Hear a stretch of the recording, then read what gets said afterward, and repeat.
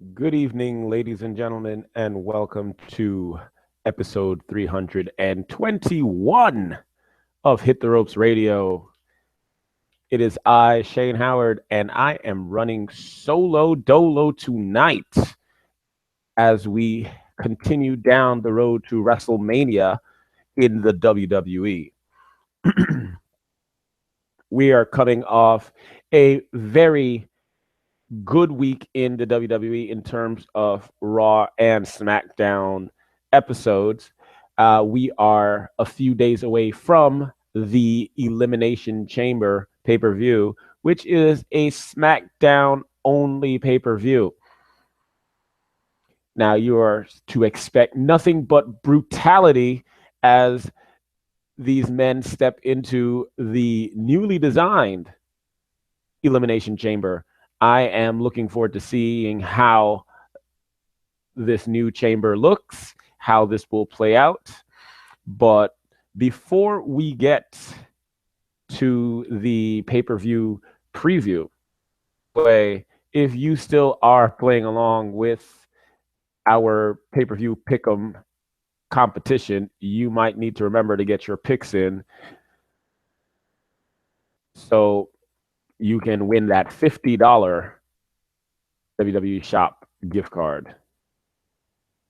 So we are live. Thank you for those who are joining us in the chat room as usual.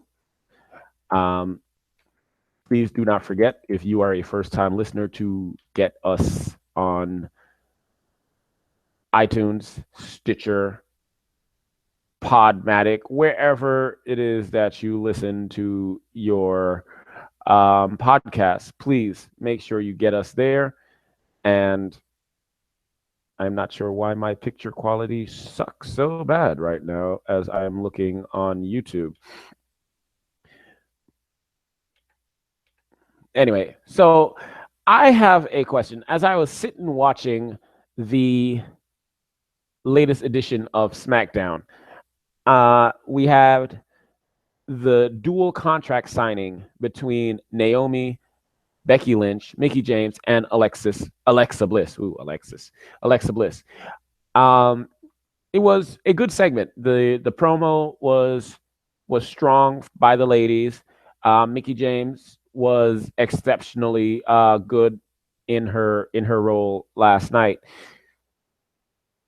and Naomi said her piece towards Alexa Bliss before signing the contract, and then she kicked her in the head. Now, yes, Naomi's the good guy, or in this case, the good woman, and Alexa is the bad guy, or the bad woman. Naomi is challenging Alexa for the SmackDown Women's Championship, but I'm curious to know what provoked Naomi that she needed to just go off and kick the champion. And this is something that we see a lot in the WWE with their superstars who are the baby faces. They, for some reason, feel the need to attack the bad guys, sometimes unwarranted. Roman Reigns is another one who is guilty of this. We see this a lot with the baby faces. And I'm curious to know, why are we supposed to cheer them when they do some underhanded tactics as well? Why are we supposed to cheer them when they will come out and interfere in a match? That's not how the baby face is supposed to be.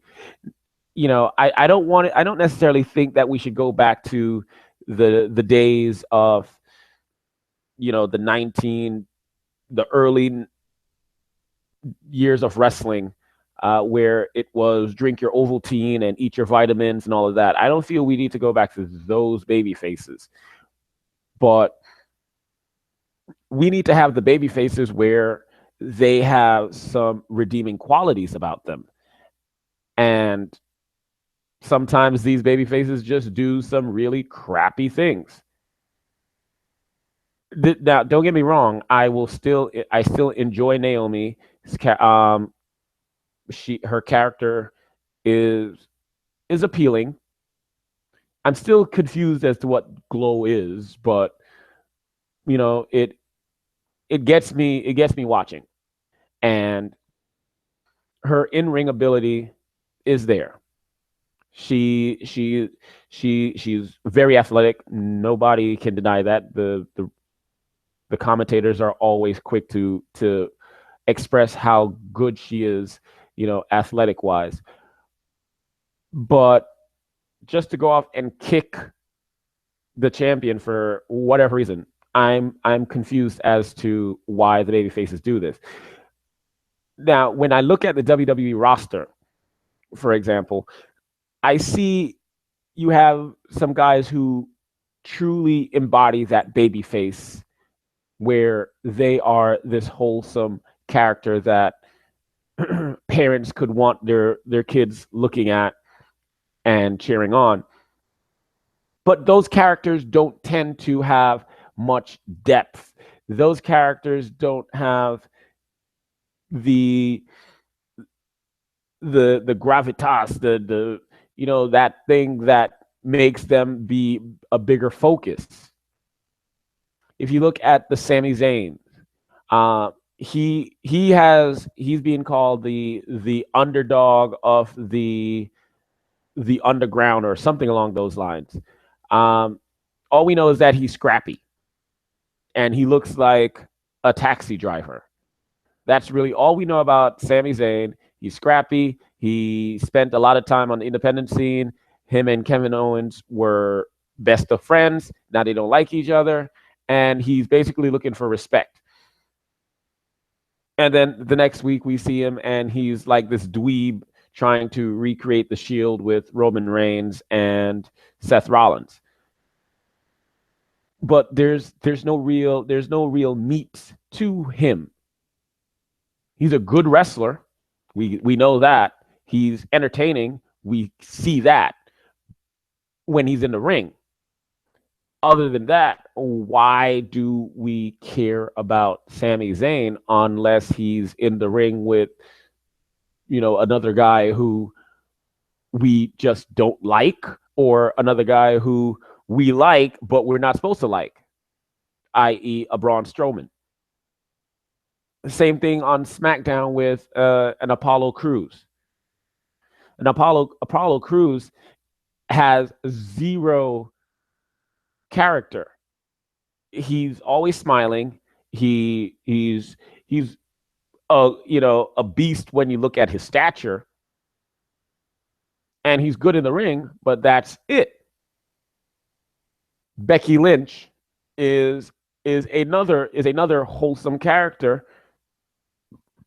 Excuse me, but she did the La Luchadora thing. I mean, that I'm not, scratch that. La Luchadora was her way of trying to get another title shot with Alexa Bliss. So that wasn't anything underhanded, other than she masked her identity, but the champ was ducking her. But I think she's really like the only good guy character in the WWE where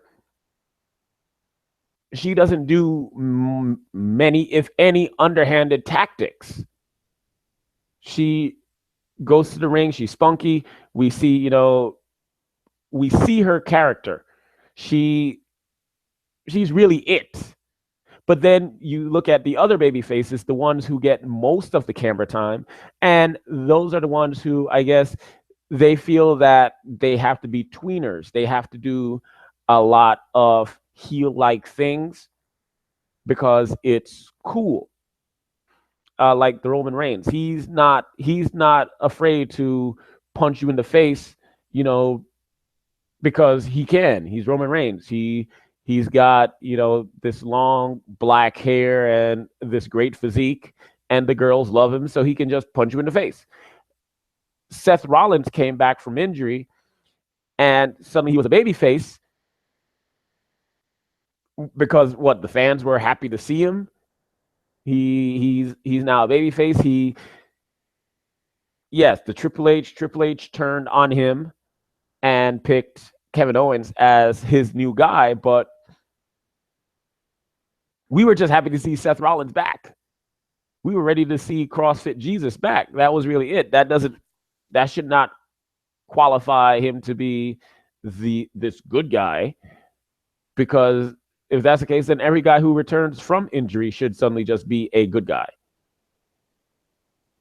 We see it a lot, and it's just one of those things that I just don't quite get why we can't have a lot more of the clear-cut baby faces. Everybody does not have to be tweener, I guess, because of what happened with the Attitude Era, where we were having a lot of anti-heroes. We feel the need now that everybody must be, this, I'm gonna do some bad things because it's cool and people are gonna cheer, because it's easy for a bad guy to do heelish things. It's easy for them to get cheap heat. They come out to the ring, they can say bad things about the city they're in, and they're gonna get booed. They come out and they say something really nasty about their opponent, and they're going to get booed. So it's easier for the bad guys to do bad guys things. We know this. You listen to enough wrestlers talk about, is it easier to play a heel or a baby face? And many of them are going to say that it's easier to play a heel, because it really isn't that hard to get people to boo you. Now, you want people to boo you with, this personal hatred. It's not the boo that, get off my screen, you're boring, that kind of boo. You don't want that. A lot of guys get that type of booing, and I guess maybe they feel, well, I'm getting the reaction, and some reaction is better than no reaction. But I want to see some good guys who are truly good, and I want to see them have some character depth towards them, because the WWE is really good at making their bad guys be, these somewhat well-rounded characters. You look at the Miz. We talk about him all the time since the show's been back, and how he has grown leaps and bounds, and he's just such a really good bad guy right now. Fans really don't like him when he's talking. They really want him to shut up. They really enjoy when he gets his comeuppance. AJ Styles, the fans love him because he's one of those, internet darlings, but he has those good heelish tendencies as well. Unfortunately, we are now in the day and age where a lot of the viewers enjoy the bad guys, and they rather cheer for them.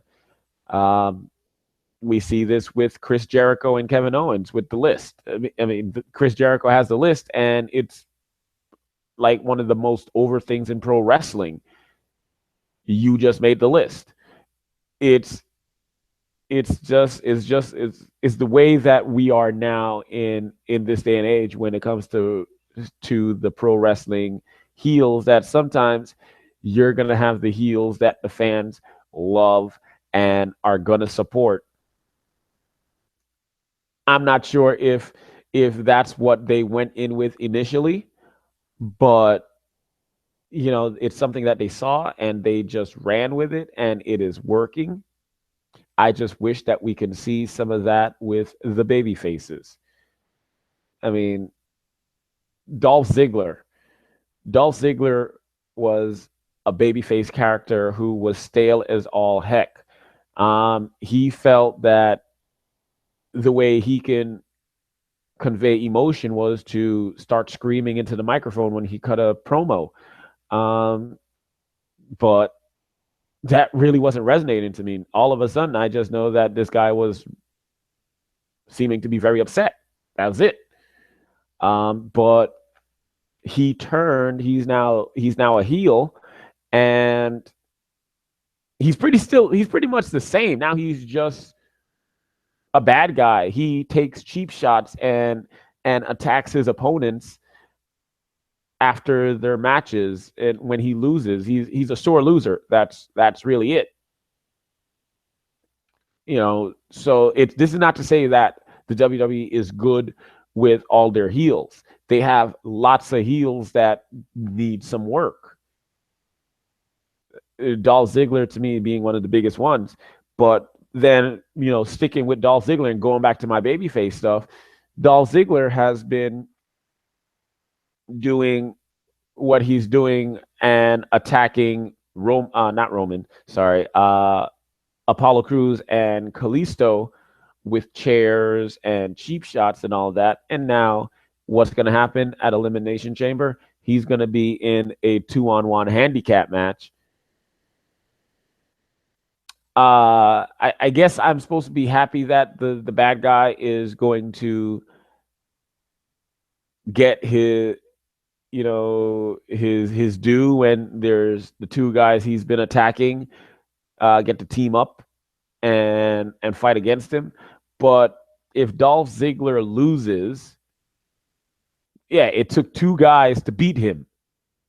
And then if Dolph Ziggler wins, it's like, what does that really say about Apollo Crews and Kalisto? That he was beating them up by himself when it was 1-on-1, and then they're able to team up and they still lose.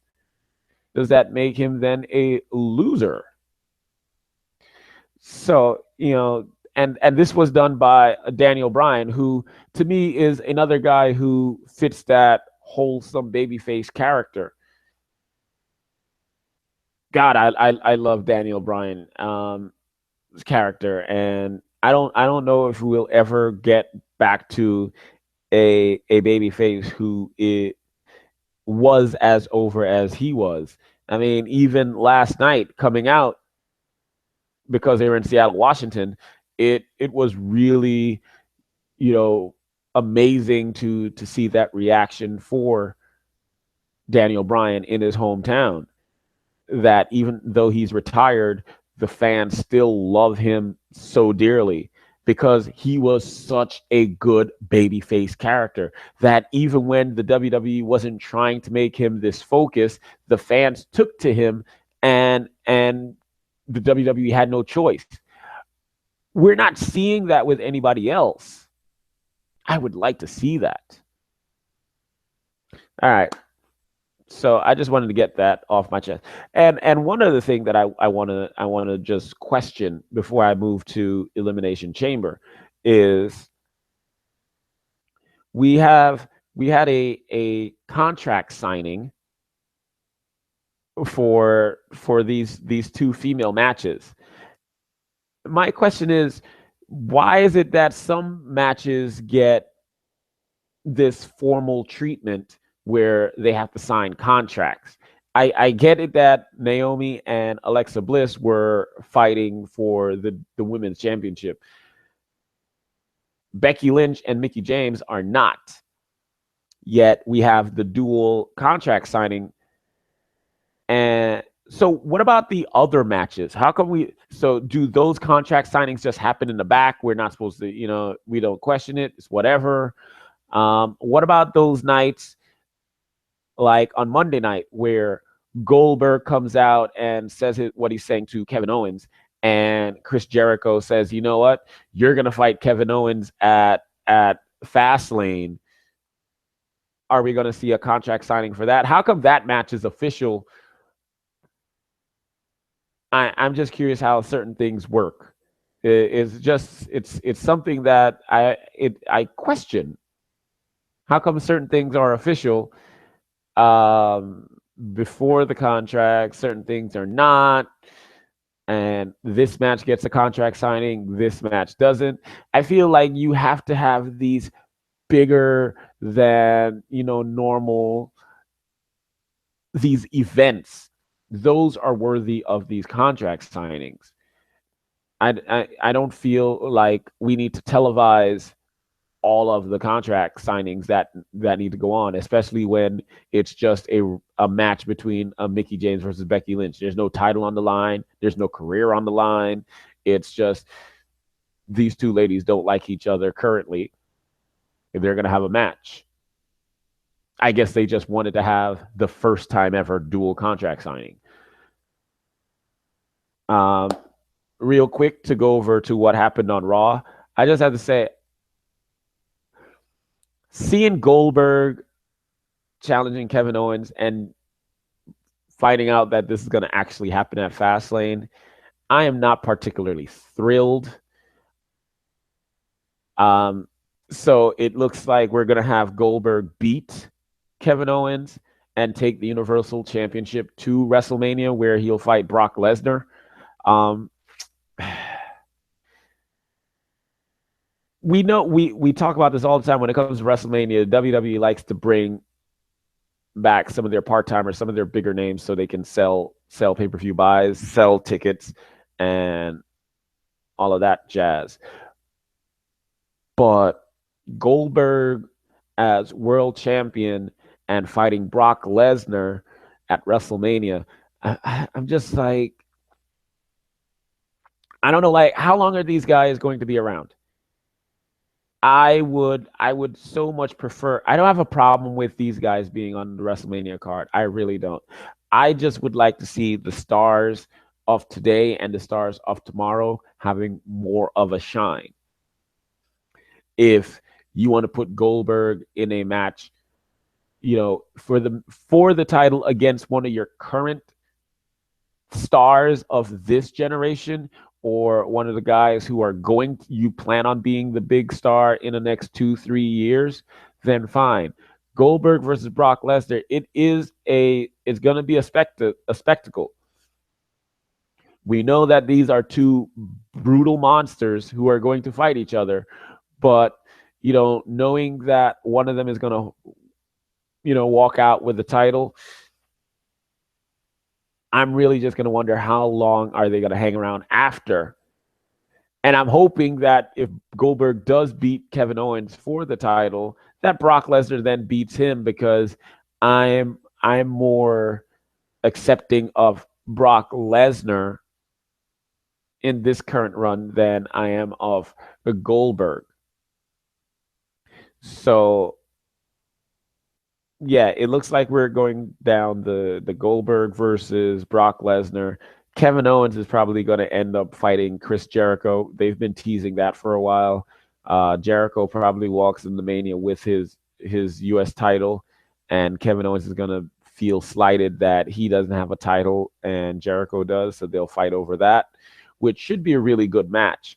But I'm kind of going to be sad that this broman is this broman relationship, broman, that's TNA, but this bromance is going to end. I'm kind of sad because I like Chris Jericho and I like Kevin Owens and I like them as a duo, but we'll see. All right, so let's go Elimination Chamber. We currently have 7 matches on the card. It feels like the entire SmackDown roster is wrestling at this pay-per-view, and it just feels like, why are we having this pay-per-view? We just had Royal Rumble like 2 weeks ago. But here we are, WWE with the roster split. We're going to see a lot of pay-per-views, and they come quick, fast, and in a hurry. But we've got 7 matches, and the crazy thing is 3 out of the 7 matches are female matches. We have Nikki Bella versus Natalya. That didn't get a contract signing. They did have a not so great talking segment. We have Alexa Bliss versus Naomi, as I mentioned, and Becky Lynch versus Mickie James, as I mentioned.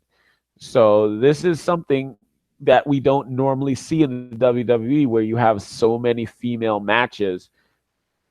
Not even we don't even usually see this many on an episode of Raw or SmackDown. We're seeing this on a pay-per-view that they're having 3 female matches, so that's something right there.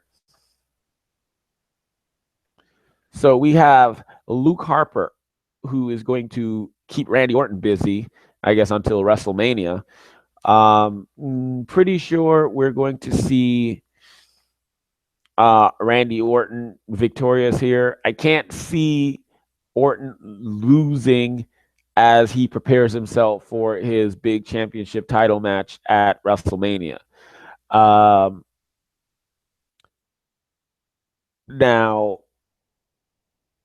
I don't want to get. Let me not say that because that's gonna lead into the main event of the show. So I'll just hold my tongue there. The fans are really taking Luke Harper. It's nice to see. Luke Harper is, not the nicest person appearance wise. He's really good in the ring for a big guy. Especially, you should know his work if you followed him when he was Brody Lee in the independent circuit. You know he can go in the ring. He's pretty good on the microphone. The fans are starting to take to him. I'm really interested to see how this whole thing plays out because we've seen for a brief moment in the past where Luke Harper broke away from Bray Wyatt, but then he came back. Does this thing stay prolonged, or is this where Luke Harper feels slighted because Bray has taken a liking to Randy Orton, and once we get Randy Orton versus Bray Wyatt, that Luke Harper returns to the fold and returns to Bray Wyatt's side. But again, I don't see Randy losing this match. I'm very interested to see how this match plays out. However, we have Apollo Crews and Kalisto versus Dolph Ziggler in a 2-on-1 handicap match. Ziggler has been using the chair. I'm pretty sure a weapon or two is going to be involved in this match. Again, I don't see how Apollo Crews and Kalisto come out of this match looking good. They're either going to beat Dolph Ziggler and I guess get their revenge, but in my eyes, I'm going to see it took two guys to beat up this one guy who likes to dress like he's in the 80s. And if Dolph Ziggler wins, I'm going to look at Apollo Crews and Kalisto and say, man, you guys had 2-1 and you still lost. But I see this just being a continuation of the building of the Dolph Ziggler character.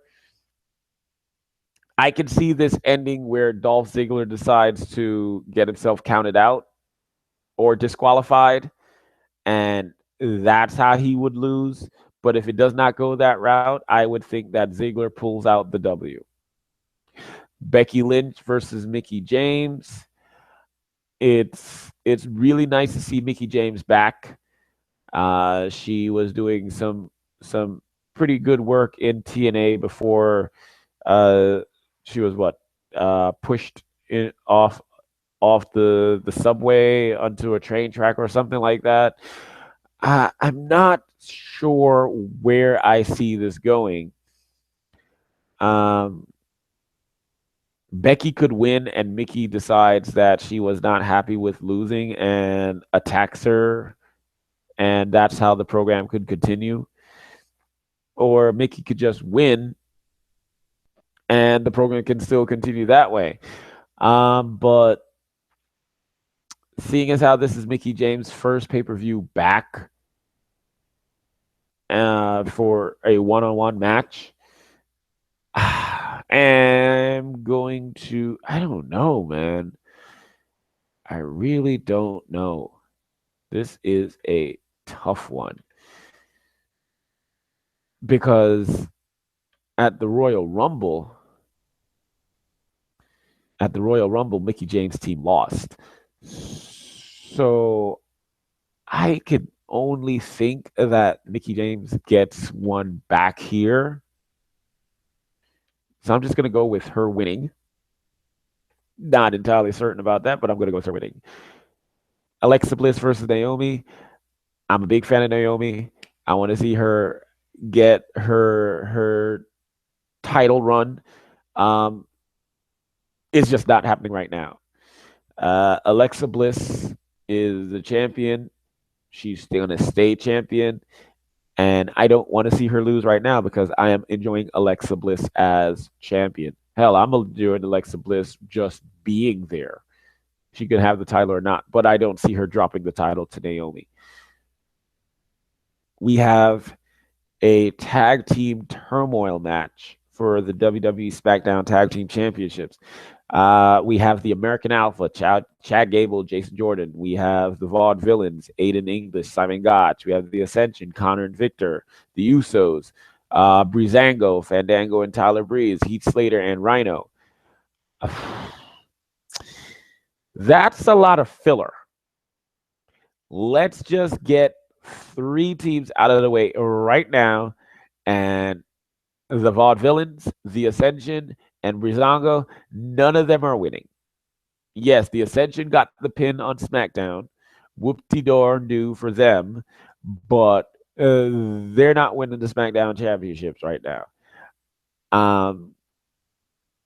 I am not a fan of this match. I don't know what's going on with the tag team scene. There was one time where the tag team scene was pretty good. This is when the rosters were still together. And then we had the split, and Heath Slater and Rhino were doing pretty good work. But I'm not sure what the WWE is doing. They like to do this thing with the tag team titles where, well, the tag division as a whole, where they have moments where they remember the tag division exists and they give it a lot of time, and then we have those moments where they're just like, we're just going to send these guys out, no program really whatsoever, nothing of substance for the fans to latch onto. They know who they're supposed to cheer for, they know who they're supposed to boo. We're just going to give them this match and that's it. I don't want to see the Vaudevillains. Their act was great in NXT. It did not translate. I don't think Simon Gotch's issues backstage helped the matter. The Ascension, also loved in NXT, even though I was not a personal fan. They did their work in NXT where they were taking on a lot of enhancement talent, and they were able to dominate for a while, but it's still not translating. I feel they need to switch up. They need to switch up these teams. Do something, a change of gimmicks. Split them up. I don't care, but something needs to be done with those 2 teams. Breezango, I'm actually a fan of Fandango and Tyler Breeze, but the Breezango thing, they could do more with it, but they're not. And right now they're doing this whole fashion police kind of thing. It's just in need of some serious work. So we're getting rid of them. Heath Slater and Rhino, they're still hanging on to relevancy. The big love affair is no longer there. The glossiness has worn off, all that luster. They're still good, that I'm not going to quickly eliminate them like the other 3 teams, but I'm not thinking they're winning either. So this is coming down to the Alphas or the Usos, and this is the feud that should have been, the tag division should have been built around this feud. And I'm not certain why. And I'm being joined. Hello. What up? What up? I heard all this noise in the background. I'm like, there's somebody's theme music's coming on. It sounded like a car, and I'm like, okay, what's going on here? What is going on, Mr. Darius Brown? Nothing much. Burning the midnight oil at the JOB. Finally getting off, and I heard there was a award-winning podcast on, so thought I might see if I can slip in and join the show. No problem, no problem. Yeah, I started the show talking about the lack of pure good guys that we're seeing in pro wrestling, especially in the WWE, where they currently have good guys who do some underhanded stuff. Like last night, Naomi just kicks Alexa Bliss after signing the contract. Right. You know, and the fact that they're the baby faces that are wholesome don't necessarily have much meat to them, like a Sami Zayn or Apollo Crews. They don't necessarily have substance to their character. So that's what I started with. I'm now going through the Elimination Chamber pay-per-view. I was giving my picks, but before I get your thoughts on the Elimination Chamber, what are your thoughts on how the WWE deals with baby faces and how it's different from the heels? It's easy for the heels to come out there and get some boos. Seem to have to resort to some heelish tactics sometimes to get some cheers. What are your thoughts? Well, yeah, it's so much more difficult to be a babyface, right? Because look at the traditional babyface. The traditional babyface are your doing all things good, never going to these dastardly deeds to get the win. But the fans reject them. They throw up these guys, these John Cena's. John Cena, what do we hear about? He's done 42.3 billion Make-A-Wish. He does everything right, but he gets his mixed reactions. Roman Reigns was just the tough, nice guy. He's booed out of the building. And then you may have alluded to this earlier, but you have the comical nice guys in the Enzo and Cass, and what are those guys doing? They're stealing people's wives, or attempting to rather. So people reject these good guys and these pure guys, and they root on those who are doing the underhanded things. So that's why it's hard to be a babyface in today's era, because the fans, if you're too good, the fans just throw up. They can't have it, and so I don't know. It's hard for that person to exist.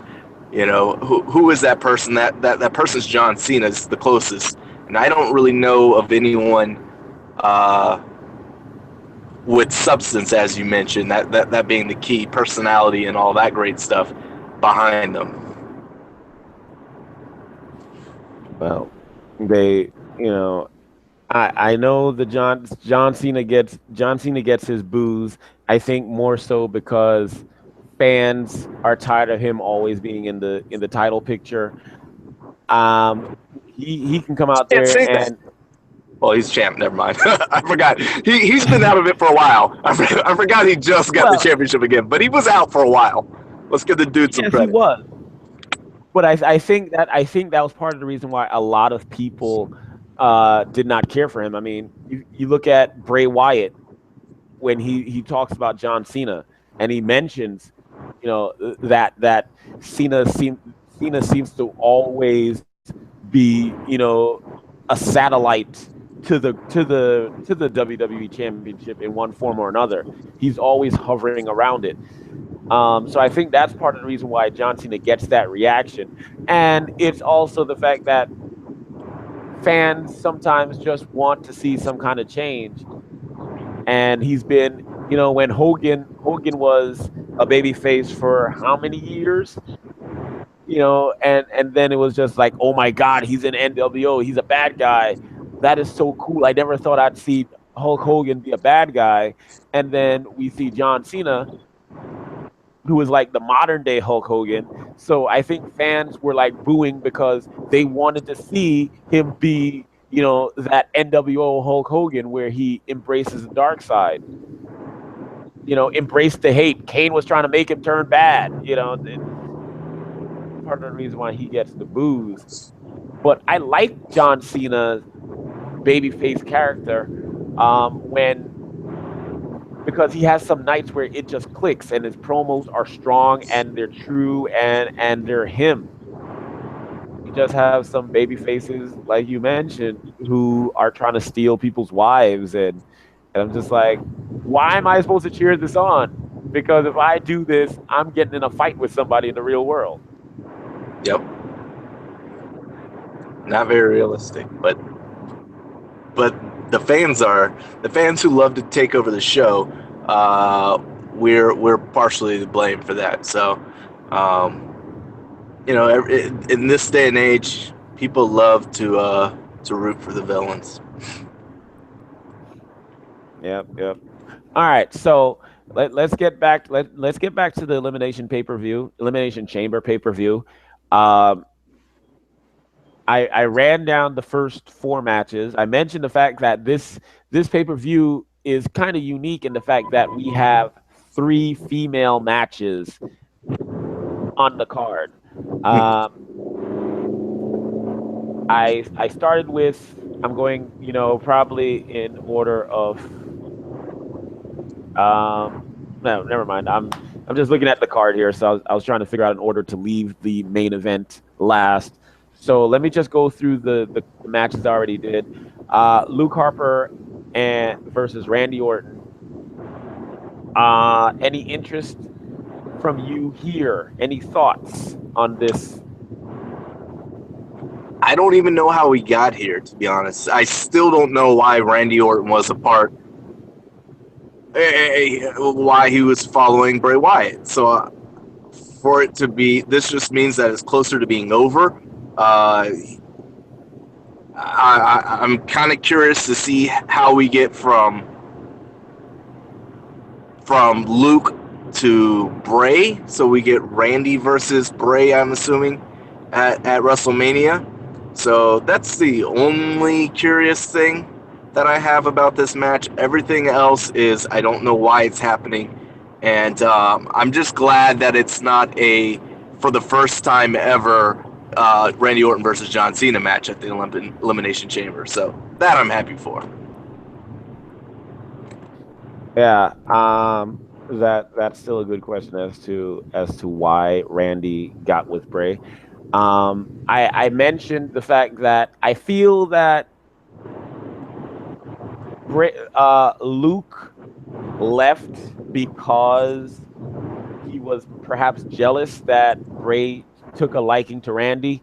And if we do end up getting the Bray versus Randy encounter, that we might see Luke Harper back at the side of Bray Wyatt. Do you feel that can possibly happen? Yes, and I think it should happen because Luke, we tried this with Luke on his own. He might have even had the IC title. I can't remember. But at the end of the day, it didn't work out. I was a big fan of his when he was running the indie scene, but he has yet to connect with the WWE universe in a way that will push him as a star of his own. So I think he's best with Bray Wyatt. I think Bray Wyatt needs... I was always for Bray Wyatt to have a Randy Orton-like guy back when there was this cult mystique around him. But you have to have the story of why they're there and why they continue to stay there break off. We didn't get that. So for Luke to come back home, I think it's a natural fit. Okay. Apollo Crews and Kalisto are going to tag team up against Dolph Ziggler in a 2-on-1 handicap match. What say you here, sir? Don't really care at all. But isn't this a shame? I think you mentioned this. They should have left Homeboy, and when I say Homeboy, I mean my man Apollo Cruz down in NXT, because if they weren't going to push him, they had no plan for him. He's just lost. He's teaming with Callisto, so he's not good enough to beat Dolph on his own. Why does he have a mini-me sidekick? What is going on there? How does that help him? I'm just disappointed with this whole thing. For Dolph, who can't break through the glass ceiling, even though he's had the world title, he just can't stay there. And for Apollo Cruz, who it has never, nothing has materialized for him in his run in WWE so far. All right. Becky Lynch versus Nikki James. Ooh. This is good. This is really good because we're getting fresh matchups. That if you've been listening, that's the thing I've been complaining about. All we have is the Four Horsemen and nothing else. So Mickey James is solid. Her in-ring work is still great.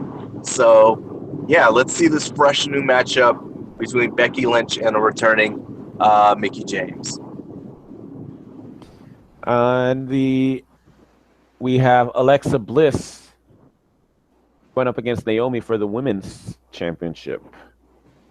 Shane, you. I mean, I feel I know where you're gonna go. But give it to me. I'm torn here. I'm torn here because Alexa Bliss is my girl. I think she has improved so much from NXT, and I'm waiting for the moment. I've missed some time on SmackDown, so I don't know. I believe at the contract signing, Mickey James was still by Alexa's side, correct? Yes. So I'm waiting for her to get to work with Alexa Bliss.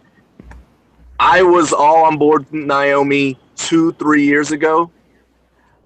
She still may have her finally get her title, but I don't want it to be now. Alexa Bliss is probably the future, and I like to see her get through Naomi. And I don't know if they can make the quick turn to her versus Mickey James at WrestleMania, but that's the matchup I want for her.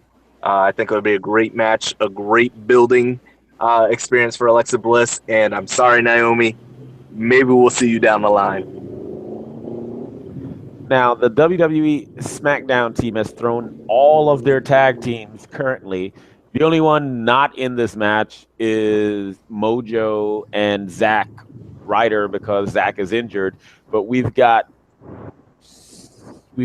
American Alpha, Beauty and the Man Beast, Breezango, the Usos, the Ascension, and the Vaudevillains, all in a tag team turmoil match for the tag team championships. Do you care about this match? And who do you see coming out as the winner of this match?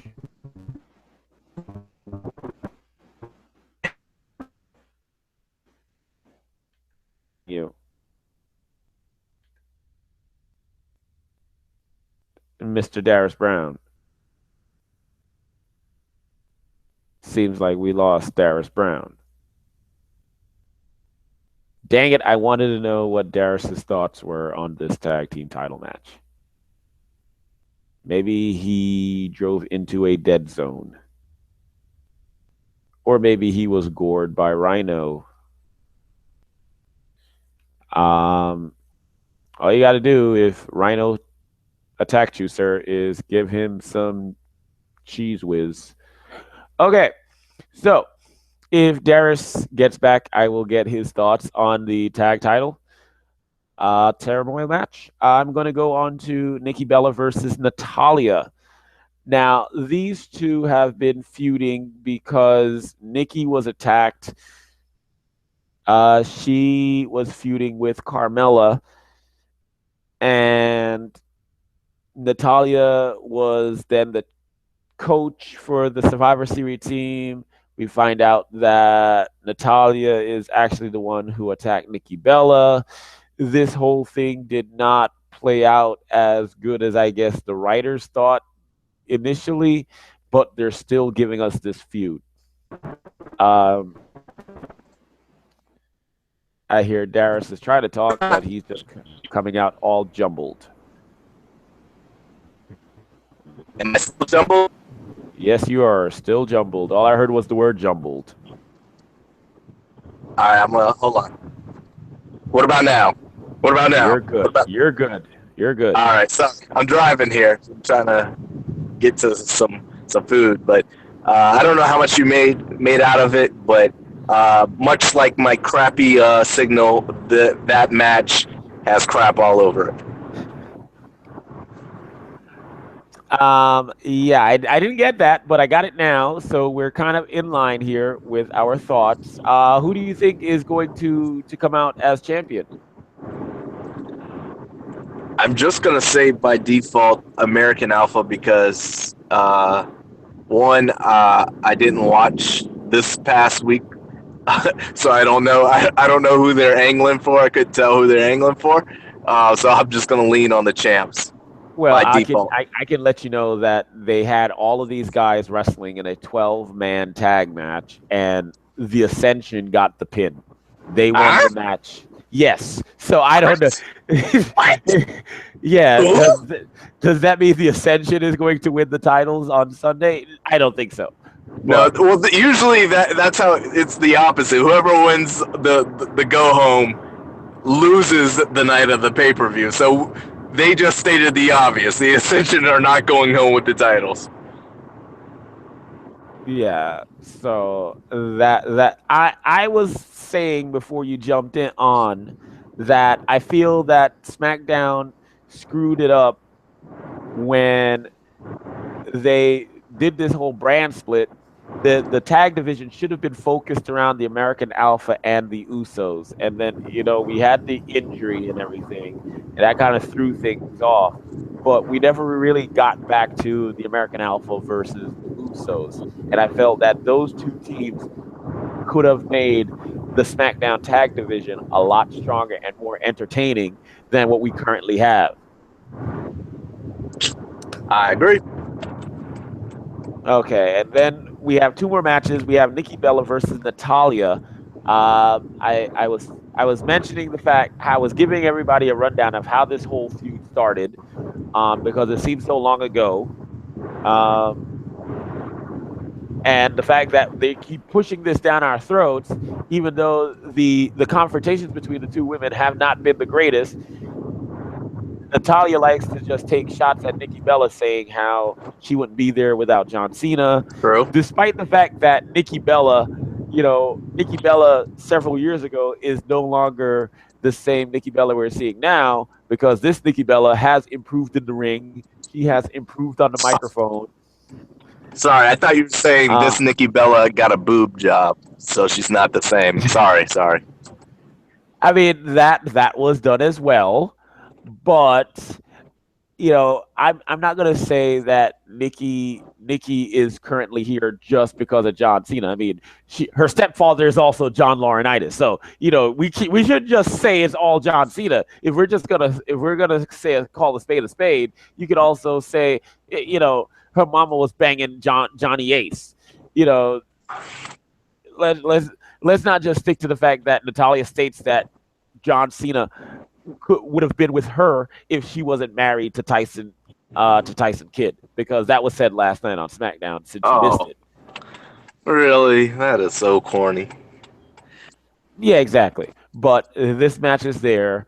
I feel Nikki gets her But it victory. comes true. John has dated just about every diva on the roster, so So then why hasn't all the other divas that he's dated become, world champion and stuck to the top like Nikki has? well, There had to be something about Nikki. hey, let's keep this PG of something about Nikki that has stuck to John Cena there, buddy. I mean, she's still dating John Cena. So where the other divas that Mickey James and good lord, I can't even think of all the girls that he's listed, but they're out there. You can Google it, but they didn't last is the point. Whereas Nikki did. But yeah, I'm sure. Let's also be honest. The Divas division has been weak for years. So I mean, for her to stand out for as long as she did, uh, is attributed a lot to the shallow division. Yeah. And then that leaves us with the main event, which is the Elimination Chamber match between John Cena, AJ Styles, Dean Ambrose, The Miz, Bray Wyatt, and Baron Corbin.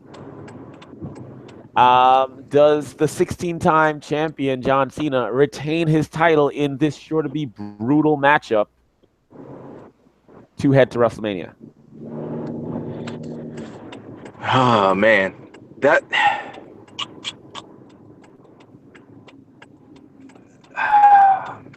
unless last night, or excuse me, on Tuesday night, yeah, last night's SmackDown got like record ratings for the first time ever of John versus Orton, where they're like, wow, people actually want to see this again. Yeah, let's go ahead and do this for Mania too, because our little test on Tuesday. Unless that happens, then we're all calling for Bray to get his first singles gold at Elimination Chamber to set up Randy Orton versus. But it seems so obvious. Like they gotta go a different route, right? Mm, I don't know. I think sometimes when we feel the WWE is gonna switch it up and swerve us, nope, we're gonna continue this way. Sometimes the obvious is the best choice. I feel that's gonna happen here. Um, you know, Randy Orton winning the Royal Rumble never made me feel like his title match at WrestleMania was going to be one of those like last two matches, those must see. You better pee an hour before these matches start because you don't want to miss the action. His Rumble win never gave me that feeling, so it could end up being Bray Wyatt walks out with the title. So we set up this match between Randy and Bray. Well, we always look at the winner of the Rumble. It's about them. It's about person's opportunity to go in as the main event of WrestleMania, and potentially take home that gold for that really cool moment. It seems like this year is the opposite. This year is going to be Wyatt, and to give him that great WrestleMania moment and give him that great opponent, we needed something that already made sense, which was Randy Orton. So it's not really about Randy, even though he won the coveted Royal Rumble spot. It's more about getting someone in position to work with Bray Wyatt, which will lead to his win at the Elimination Chamber. So I think we had a different spin on the Royal Rumble this year. Okay. You were mentioning Apollo Crews and how they should have left him down there because they don't seem to be fully invested in him. And there's a guy in this match. Me not being a big fan of him, it does seem like the WWE is invested in Baron Corbin. It's the exact opposite of Apollo Crews because Mm-hmm. I felt Baron was also brought up perhaps a bit premature, but the WWE felt that this is a guy that we are going to get behind. And they have. I mean, he even got the pin last night. He pinned AJ Styles um, in the Fatal 4-Way match that they just had at the beginning of SmackDown. He's won the Andre the Giant Battle Royal. He's competed in a main event on SmackDown against The Miz and AJ Styles. So, they're doing with Corbin what apparently they feel, we just can't do this with Apollo Crews, so we just gonna stick it with our new Rey Mysterio. Yep. And I'm not turning on towards to Baron Corbin, but I am lightening my stance because when he was in NXT, he was purely vanilla to me. Just let's throw a leather jacket or a jean jacket, whatever the heck he's wearing these days, and call him the lone wolf. He's but I'm growing. I don't know if I'm being turned by all the fans. I'm seeing a lot, as you mentioned, a lot of people in the WWE universe get behind Corbin, and he's not bad. He had that, what was it, triple threat or Floyd dance for the world title a couple months ago, and he did okay. So see, with our team behind him, maybe he can get up, into that main event status. We will see. We will see. But, ladies and gentlemen, thank you for sitting with us tonight. Or you could be driving like Mr. Darius Brown is while listening to us. But we thank you for tuning in tonight live. And we also thank you if you're listening in the archives on Stitcher, on iTunes, on Google Play, on Podmatic, or wherever you get your Hit the Ropes radio podcast downloaded at. Join us Sunday night after Elimination Chamber. We will be doing a post-show wrap-up. We're not doing Wrestling with Friends, only for the big pay-per-views for the rest of 2017. But be sure to check us out after the Elimination Chamber for a short wrap-up segment. For Darius Brown, I am Shane Howard. Thank you for joining us. Have a good night.